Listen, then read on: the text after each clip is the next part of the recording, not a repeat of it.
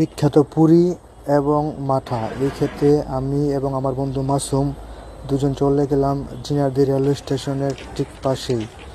এখানে দেখুন ভিড়ের জন্য আসলে ঠিক বসা যায় না, এত পরিমাণ মানুষ হয়। এবং দেখতে পাচ্ছেন আরেকজন ব্লগার, নিউ সম্ভবত আমাদের মতো ইউটিউবার বা ফেসবুকে ব্লগ করতে আসছে এখানে। ভাই আসলে পুরী বানায় বা বিক্রি করে শেষ করার মতো না, এত পরিমাণ মানুষ এখানে। ব্লগার ভাই ব্লগ করতেছে। যাই হোক, অনেক কষ্টের পর আমরা বসার জন্য একটি জায়গা পাইছি।